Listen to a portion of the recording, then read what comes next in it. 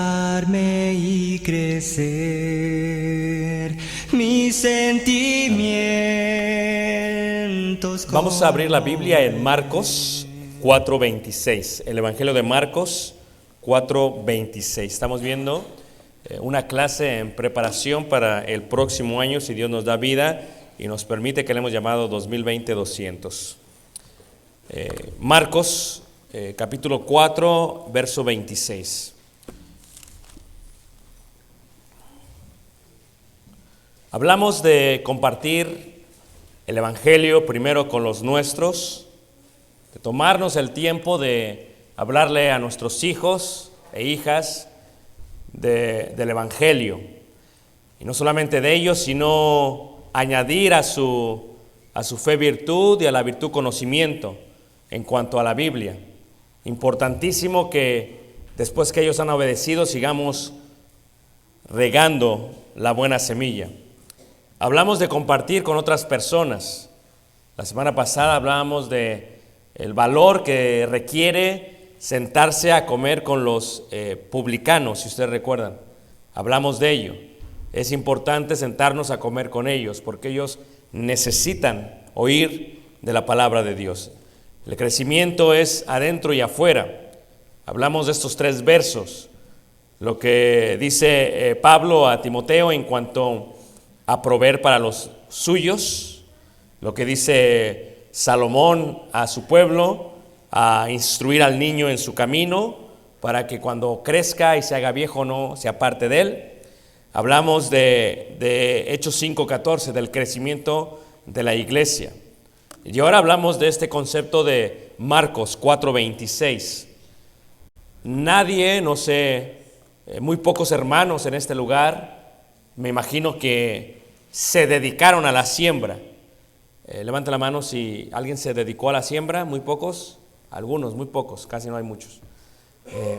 Decía nuestro hermano muy querido, que ya duerme en el Señor, que la Biblia fue escrita para gente del rancho, para el campo, para gente que comprende esos términos que no entendemos. Si le preguntamos a los jóvenes o a los niños, ¿de dónde viene la leche? Muchos dirían de la Walmart, de la Meijer y de la Target. Piensan que la hacen tal vez en algún refrigerador atrás. Es imposible obtener la idea de que crezca de las vacas, ¿no? Cómo es que si comen pasto verde se haga blanca. Pero tiene que ver con el campo, comprender lo que se hace en el campo. Cuando hablamos de agricultura, de igual manera, si nunca hemos tenido un huerto o un sembradío o la idea de sembrar, no entendemos todo lo que dice el Señor a veces. Y cuando hablamos del Evangelio, comparándolo con ello, comparándolo con una cosecha, también debe de comprenderse de esa manera. Aquí en Marcos nos explica, decía además, así es el reino de Dios, o sea, la iglesia. Como cuando un hombre echa semilla en la tierra y duerme y se levanta de noche y de día, y la semilla brota y crece sin que él sepa cómo. Es verdad, no es un milagro que pongamos una semilla y que esa semilla produzca un árbol o produzca alguna planta, y que ésta produzca frutos, que tenga muchas semillas adentro. Es algo increíble. ¿Y cuándo es cuando empieza a germinar? Dice Jesús, se duerme y a veces se pregunta ¿cómo? 28, porque de suyo lleva fruto la tierra, primero hierba, luego espiga, después grano lleno de la espiga, y cuando el fruto está maduro, enseguida se mete la hoz, porque la siega ¿a qué? Ha llegado. Y aquí es donde podemos observar lo que es el proceso de el sembrar, lo que es el proceso de la cosecha. Todos nosotros debemos de mirar la tierra, el mundo, como un campo, como un lugar donde debemos de sembrar. Y el proceso que explica Jesús es para gente de la agricultura. Tendremos que traducirlo para que nosotros lo entendamos el día de hoy en cuanto a lo que es la cosecha, lo cual significa recoger el fruto de lo que se ha sembrado. Recuerdan que veíamos cuando dice la Escritura, yo planté, Apolo regó, pero el crecimiento lo ha dado Dios.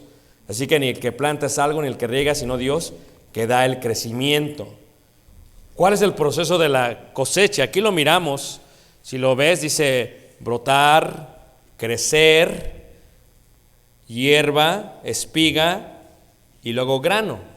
Aquí lo miramos en estos versos, pero no los podemos entender a veces bien. ¿Cuál es el proceso de la cosecha? Veamos la etapa. Primero, cuando una persona decide sembrar, lo primero que tiene que hacer es que tiene que elegir la tierra que va a obtener. Va y la elige. Los campos. Pero los campos están llenos de piedras. Aquellos que han sembrado saben de lo que les hablo. Hay piedras, hay tal vez árboles, tal vez haga hierba silvestre. Lo primero que se tiene que hacer es elegir el campo. Y una vez que se elige, se tiene que aceptar que está sin preparar. Después, uno tiene que decidir preparar la tierra. Y aquí es donde empieza el trabajo difícil. Porque si hay muchas piedras, tienes que quitar las piedras del campo que vas a sembrar. Por muy grandes y pequeñas que estén, tienes que eliminar todo y quitarlo para que solamente quede tierra. Si hay tierra que no es fértil o que no va a reproducir, tienes que quitar esa tierra y poner tierra que va a reproducir. De otra manera no podrá ser. Si hay piedras abajo de la tierra y hay una parte muy breve, muy simple, muy angosta, tienes que quitar esa piedra porque la raíz tiene que crecer para que pueda crecer el fruto. Número 3. Después de haber hecho todo eso, te pones a hacer los surcos, empiezas a arar la tierra. La preparas ahora sí la tierra. Haces los surcos, las líneas que se ven en los campos. Ahora se hacen con tractores. Antes se utilizaban un buey o dos bueyes y se ponía con la pieza, el aguijón, ¿verdad? Y se plantaba y entonces iba haciendo el surco de una manera derecha. Y después se decide sembrar. Finalmente se siembra. Ve el proceso. Es un proceso largo. Finalmente brota. Finalmente brota aquello. Te vas a dormir, no sabes cuándo, en la noche, no sabes a qué hora, pero de todo eso que se siembra empieza a brotar de la tierra lo que habías visto. Y después de brotar, ¿qué sucede? Empieza a crecer. Cuando crece la cuidas, cuando crece la abonas, cuando crece le quitas todo aquello que le puede afectar, la riegas. Yo sembré, Apolos regó, pero el crecimiento lo ha dado ¿quién?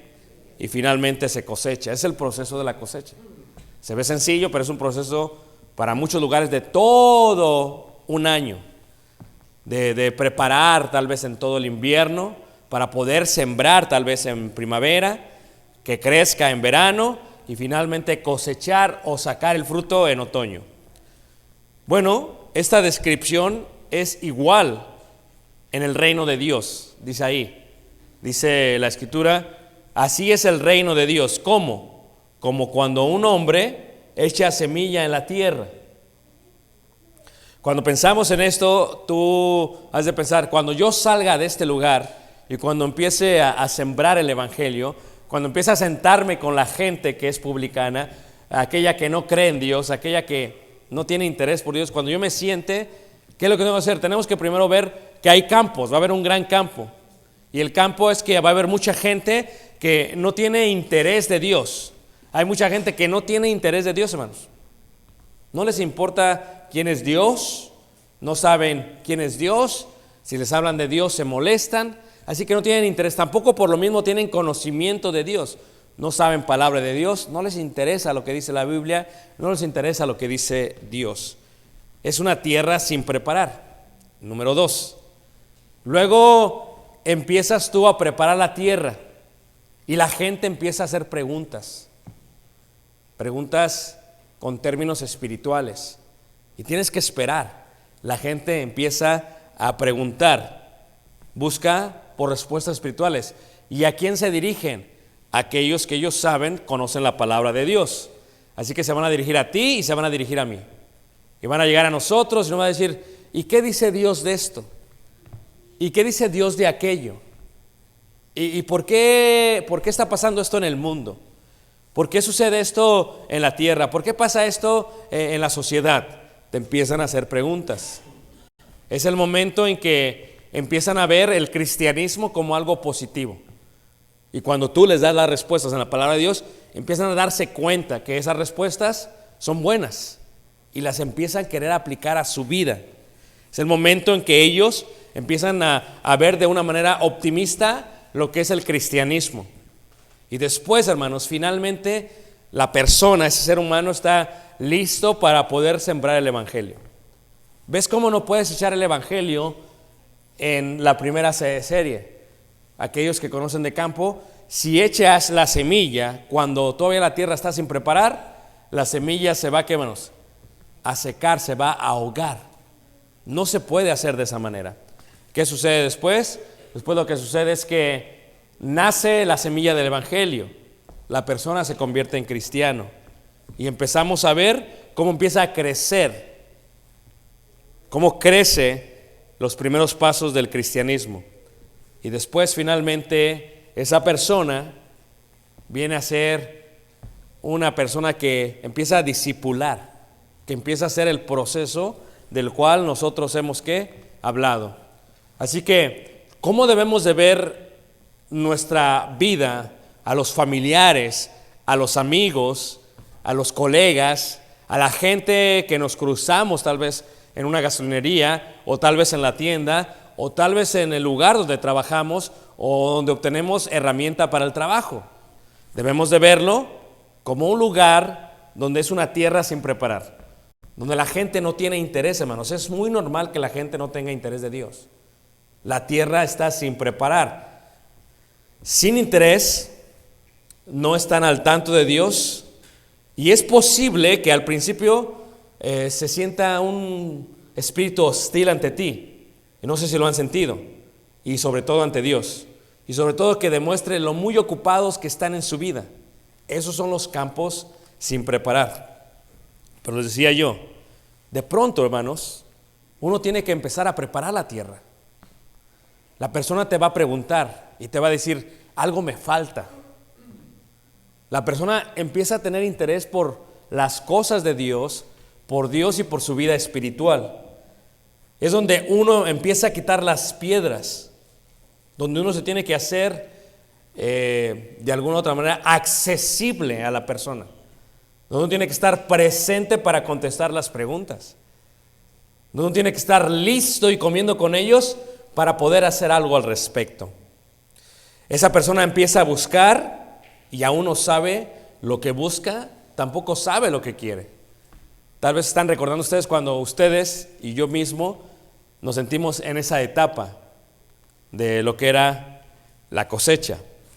Y luego finalmente, hermanos, les decía yo, se expone a Jesús. Finalmente dices, puedo orar por ti, ¿me permites orar por ti? Finalmente le dices, la palabra de Dios tiene la solución. Jesús dijo esto en cuanto a tu problema. Jesús dice esto en cuanto a tu situación. Jesús dice aquello. Y entonces, al exponer a Jesús, ya no se vuelven hostiles ante la situación, sino que lo que hacen es que empiezan ellos a buscar de Dios y empiezan a preguntar en cuanto a Dios y empiezan a ver de una manera positiva a ella. Y ese es el momento exacto, hermanos, donde tú y yo podemos sembrar el evangelio. No se siembra cuando el campo está sin preparar. Uno tiene que esperar cuánto debes de sembrar. Es como el pescador. Cuando vas a pescar, no llegas y avientas luego el anzuelo. Llegas, revisas, preparas la carnada, pones el anzuelo y lo avientas en el lugar donde crees va a haber más peces.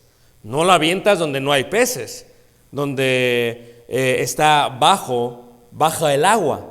Lo avientas donde los peces van a estar. El evangelio no se siembra de esa manera. El evangelio se siembra cuando la persona ya ha mostrado ese interés. Podemos presentar el evangelio y no solamente el evangelio. Podemos explicar lo que es la muerte, explicar lo que es el sacrificio de Jesús, por qué Jesús murió por ellos, ¿Para qué Jesús hizo eso? Empezamos a ver lo que es la sepultura, lo que es la resurrección. Ahora se pregunta esa persona cómo puede ser parte de ello, sin entrar en tantos términos, hermanos, en tanta doctrina todavía. Es sencillo el Evangelio, es fácil el Evangelio, es fácil compartir. Así dice la Escritura: mas vosotros sois linaje escogido, real sacerdocio, nación santa, pueblo adquirido ¿por quién? ¿Pero para qué? Para que anunciéis las virtudes de aquel que os llamó de las tinieblas a su luz admirable.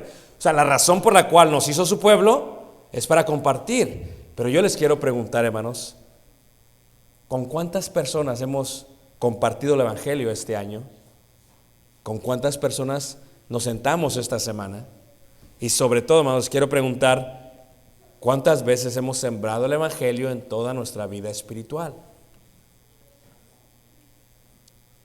¿Cuántas veces nos hemos detenido a sembrar el Evangelio? Pero el Evangelio no se siembra primero, es un proceso. Primero se prepara la tierra, después se ara la tierra, y una vez que está arada la tierra se siembra el Evangelio.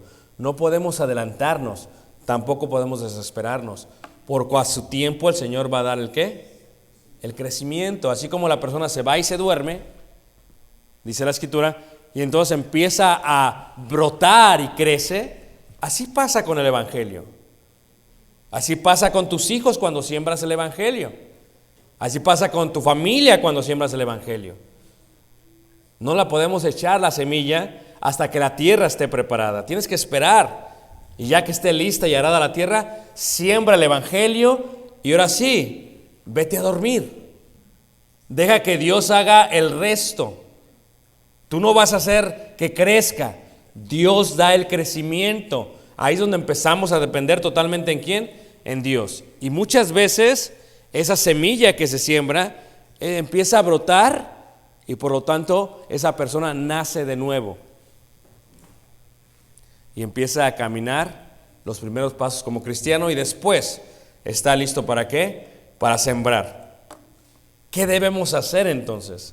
O sea, explicado el proceso, explicado las etapas, pero aún en cada una de esas etapas, hermanos, hay algo que tú y yo podemos hacer. ¿Qué debemos hacer? Primero, tenemos que aceptar que todos nosotros tenemos la responsabilidad de predicar el Evangelio. Que el compartir el Evangelio no se trata solamente de una, de dos o de un pequeño grupo de personas, que es de todos. Desde el más joven, aunque diga que está muy ocupado con su escuela, hasta el más grande, aunque diga que ya no le sirve el cuerpo para salir a predicar. Todos. ¿Dónde podemos predicar?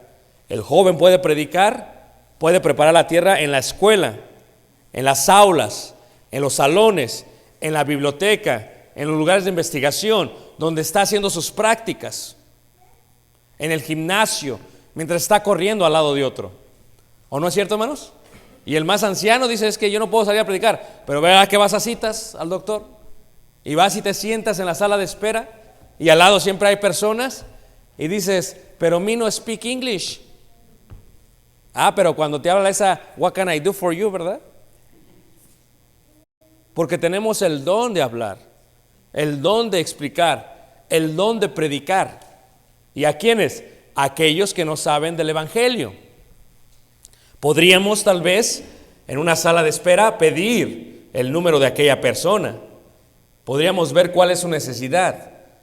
Podríamos orar tal vez y preparar la tierra poco a poco. Es parte de lo que se hace con el Evangelio. ¿Qué se puede hacer, hermanos? Yo, tú, en la primera etapa debemos de orar mucho. De orar. Si tú decides el día de hoy o el día de mañana o en esta semana decides compartir el Evangelio, ora. Pídele a Dios que los campos estén listos para la siembra. Ora. Sal a ver el campo. Ve que no está preparado. Ora. Ora constantemente por el campo. No conoces sus nombres todavía. Ora por ellos. ¿Verdad que orábamos por nuestros hijos cuando todavía no estaban formados en el vientre de la esposa? ¿Verdad que orábamos por ellos cuando todavía no nacían? Pues ora por aquellos que todavía no conoces. Ora. Ora por la gente que necesita saber. Ora mientras se prepara eso. ¿Qué debemos hacer en la segunda etapa? Debemos aprender a estar presentes. y no ausentes. Uno de los grandes retos que tenemos como sociedad es los medios, la tecnología, hermanos. Estamos ausentes del presente. Queremos trabajar con los audífonos en la fábrica, en el trabajo, y no nos percatamos que hay gente trabajando con nosotros que necesita escuchar del Evangelio. Y nosotros estamos en los audífonos o en el teléfono o en el sistema ausentes de donde deberíamos de estar presentes, porque cuando se prepara la tierra, cuando la gente empieza a buscar por las preguntas, te ve a ti y dice, no lo puedo molestar porque está muy, ¿qué, hermanos? Está ocupado. No le puedo tocar el hombro porque está escuchando música. No lo puedo, ¿por qué? Porque está adentro, hermanos. O sea, tenemos que estar presentes en lo que está pasando alrededor. ¿Sabes que Dios nos pide ir a predicar el Evangelio? Pero sabes que no necesitamos salir de casa para la gente viene a nosotros. Dios a veces te coloca en un autobús y tienes gente en tu alrededor. En una sala de espera, gente alrededor. ¿Por qué Dios te puso en ese salón donde hay 20 o 15 estudiantes? ¿Para qué te puso ahí? Para que conteste las preguntas. Pero si estás ausente de la presencia, hermanos, si la gente está lista a preguntar, pero tú no estás interesado en contestar, ¿cómo puede ser? Y las cosas pasan cuando menos te lo imaginas, cuando menos lo piensas, aún en la misma familia, hermanos. Estamos en familia y estamos ausentes del presente. Estamos en el teléfono, ¿a poco no? Estamos así. Cuando nuestro hijo o nuestro amigo o nuestro primo o nuestro tío tiene una pregunta, no podemos contestar así, hermanos. Tenemos que estar presentes, porque si estamos ausentes, ¿cómo contestar esa? ¿Cómo preparar la tierra si estamos ausentes de esa parte? Número 3, tenemos que estar dispuestos a arar, a prepararnos, hermanos. ¿Qué le voy a contestar yo a esta persona? Si esta persona está pasando por una tragedia, ¿qué le voy a contestar? ¿Qué versos le puedo compartir? Si esta persona está pasando por deudas, ¿qué versos le puedo compartir? Si esta persona está pasando por problemas matrimoniales, ¿qué versos les puedo compartir? Si este joven está pasando por drogas, ¿qué versos les puedo compartir? No se los compartes hasta que llega la parte de preparar la tierra, hasta que has estado presente para que ellos tengan la confianza de poderles contestar. ¿Qué les voy a contestar cuando ellos me tengan que preguntar? Cuando me digan, ¿qué dice Dios acerca del homosexualismo? ¿Qué les voy a contestar? ¿Qué les voy a contestar cuando me pregunten, ¿qué dice Dios acerca del racismo? ¿Qué dice Dios acerca de las leyes injustas o de las justas? ¿Qué dice Dios acerca de los indocumentados? ¿Qué dice Dios acerca de por qué está mal? O sea, ¿qué les voy a contestar? Es parte de lo que tenemos que hacer. Tenemos que prepararnos para contestar esas preguntas. Y no las podemos responder en, ¿sabes qué? Pues a ver, déjame ver. Porque cuando se está arando la tierra, hermanos, es porque ya se está preparando la tierra. La gente te tiene confianza. ¿Te recuerdan el porcentaje que veamos? El 70% de la gente que viene a la iglesia o que se hace miembro de la iglesia es porque tenía a un amigo o amiga que tenían influencia sobre ellos. Y la influencia no se puede ganar sino más que con la palabra de Dios. Pero para que eso suceda, tiene que haber un tiempo de confianza. Y finalmente, hermanos, llega el punto donde puedes compartir el Evangelio, donde puedes sembrar, ¿qué? La semilla. ¿Recuerdan el himno que dice, sembraré la simiente preciosa? Dice, sembraré la simiente preciosa, dejaré el resultado, ¿a quién, hermanos? Al Señor. Tu hijo todavía no es creyente, siembra la simiente, ¿qué? Preciosa. Tu nieto está muy pequeño, siembra la simiente, ¿qué? Preciosa. Siémbrala. Eventualmente va a dar su fruto. Porque tenemos que creer que no somos nosotros los que convencemos a la gente. Tenemos que aceptar que quien convence es el Espíritu Santo, el que convence de pecado, de justicia y de juicio. Entonces, me toca a mí sembrar, le toca a Dios dar el crecimiento. Lo único que tengo que hacer es yo sembrar, pero no puedo sembrar, hermanos, a menos que esté preparado. Y no puedo sembrar a menos que esté presente. Y no puedo sembrar a menos que esté orando por la gente. Decimos, Señor, mándame a alguien para que yo pueda compartir el Evangelio con él. Llega la persona y estamos ausentes de ellos. A veces la gente la que viene preguntando ¿qué dice Dios? Y no queremos ni siquiera hacerles caso, porque estamos muy preocupados nosotros por nuestras propias cosas. Pero ¿para qué nos llamó Dios? ¿Para qué nos hizo linaje escogido, real sacerdocio, nación santa? ¿Para qué nos adquirió? ¿Para qué, hermanos? Para anunciar las virtudes de aquel que os llamó de las tinieblas. ¿Azules qué? Es para anunciar. Tu vida, no está mal que tengas carrera, no está mal que tengas trabajo, pero ese no debe de ser la misión de tu vida. No debe ser el objetivo de tu vida. No debe ser el todo de tu vida. Tu misión, nuestra misión, es compartir el evangelio, y lo demás es parte de lo que tenemos que hacer como padres, como madres, como hijos, como hijas. Lo demás se hace, pero la prioridad es con quién voy a compartir el evangelio, con quién lo voy a hacer. Y ya cuando el evangelio se siembra, y ya cuando crece el evangelio en esa persona, ¿qué debemos de hacer ahora? Solamente acompañar. Solamente acompañar. No nos corresponde más que ir al lado de ellos. Porque así como cuando un niño empieza a caminar, lo agarra el padre o el hermano mayor o el adulto de las manitas y lo lleva caminando, ¿verdad que sí? Y se va a caer y lo agarra, y se cae y lo agarra. ¿Qué debemos de hacer con aquellos que están comenzando? Solamente agarrarlos de la mano, acompañarlos, hasta el momento que por sí mismos puedan ellos discipular, sembrar y hacer todo el proceso. Es un ciclo que no ha terminado desde hace 2000 años. La gente siembra y la gente ¿qué? Cosecha. Y entonces ellos continúan. ¿Sabes qué dijo Jesús a los discípulos? Los discípulos siempre tenían es que todavía no llega el tiempo, Señor. Es que todavía no, después, ¿no? Mañana estoy muy ocupado con mi trabajo, estoy muy ocupado con esto. Es que tengo mecánica que hacer, es que tengo esto que hacer, es que, ¿sabes qué? No, mis hijos están en deportes, ¿sabes qué? Estoy muy ocupado con esto. Y Jesús les dice a los discípulos, ¿no decís vosotros, aún faltan 4 meses para que llegue la siega? El profeta Isaías dice, pasó el invierno, pasó el verano y aún no somos ¿qué? Salvos. O sea, decimos no, después. El que se va a casar dice, cuando me case y ya esté más tranquilo, empezamos a predicar. El que está en las escuelas, ya cuando me gradúe, empiezo a predicar. Y el que está jovencito, ya que crezca, lo hago. El que está anciano, ya que me jubile. Y el que está adulto dice, ya que tenga un fin de semana libre. Nosotros siempre pondremos la excusa para poder sembrar. Y dice Jesús, he aquí os digo, alzad vuestros ojos.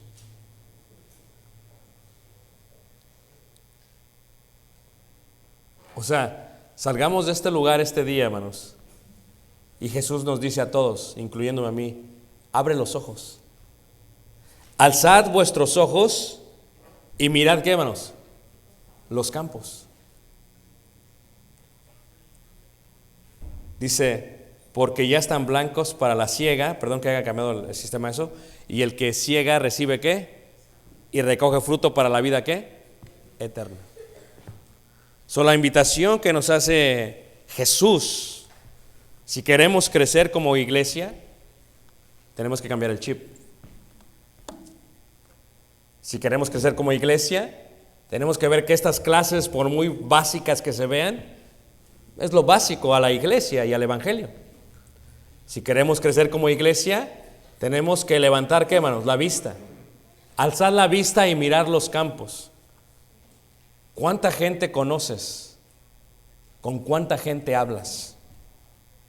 Y a veces hablamos de las cosas infructuosas de las tinieblas. ¿Cuánto tiempo tenemos? ¿Cuánto tiempo podríamos invertir sin darnos cuenta que los campos están listos para qué, hermanos? Para cosechar. ¿Y qué siente, dice el salmista, cuando una persona siembra con lágrimas en los ojos, regresa con lágrimas y con las semillas en sus manos? ¿Qué siente cuando una persona ve que Dios da el crecimiento? Los ángeles se alegran, sí, pero también nosotros nos alegramos con los ángeles. porque vemos que la aflicción del cuerpo de Jesús está dando fruto en el momento que Él quería que diese fruto. Entonces yo esta mañana, hermanos, los invito a ustedes a que alcemos la vista. Alcemos la vista. Alcemos la vista y como dice ahí la Escritura, alzad vuestros ojos y mirad ¿qué? Mirad los campos. Álcelos. Álzalos. Tal vez no recojamos mucho fruto, hermanos, pero tal vez tu vida provea solamente un fruto más. Pero ¿qué pasa? Dice Jesús, cuando provee mucho fruto, entonces tendrán una recompensa de salario. Esto es la vida ¿qué? La vida eterna. Álzalos. Si alguien de tus familiares son cristianos pero se están debilitando, alza tus ojos. Si alguien de tus familiares todavía no escucha el evangelio y lo recibe, alza tus ojos. No tienes familiares, hay alguien en el trabajo, alza tus ojos. Hay alguien en la escuela, alza tus ojos. Hay alguien en la oficina, alza tus ojos. Estás echándole porras a tu hijo en el campo de fútbol o béisbol, alza tus ojos. ¿Sabes que la gente está ahí, hermanos? Por un momento no te pongas los audífonos. Por un momento no revises los medios. Por un momento alza tus ojos. Así como tú le dices a tus hijos, mírame, cuando están pegadísimos en la tableta, Dios te dice, mírame, alza tus ojos. Tú dices, falta tanto tiempo. No, ahorita es el tiempo. Dice, hermanos, que va a empezar el invierno. Ahorita es el tiempo, hermanos. Ahorita es el tiempo en que más. Si tú ves la iglesia, hermanos, la iglesia crece más y siembra más en el tiempo de invierno. Pero preparemos en el invierno la tierra. Ahorita es el tiempo. Tú dices, faltan 4 meses. Jesús dice, no, alza vuestros ojos y mira que los campos están blancos, que están listos para cosechar, y mira las oportunidades que el Señor te está dando en su mano. Si queremos crecer como iglesia, hermanos, debemos de cambiar el chip. Y sobre todo debemos de hacer ¿qué? Los ojos. Vamos a cantar este himno. Con este himno te invitamos. Tú nos visitas el día de hoy. Hoy puedes ser parte de la iglesia del Señor al ser bautizado, al arrepentirte del corazón, al cambiar de vida. Tus nombres serán inscritos en el libro de los cielos. Y te invitamos a que seas obrero del Señor. Tú, hermano, hermana, ¿estás con nosotros? Seamos obreros del Señor. Así con toda la impetud y las fuerzas que le echamos al trabajo, así hagámoslo con el evangelio y van a ver cómo Dios va a dar su fruto a su tiempo. Sembremos, el Señor dará la recompensa y el crecimiento a su tiempo. Abre mi alma a tu ser para educarme y crecer mis sentimientos con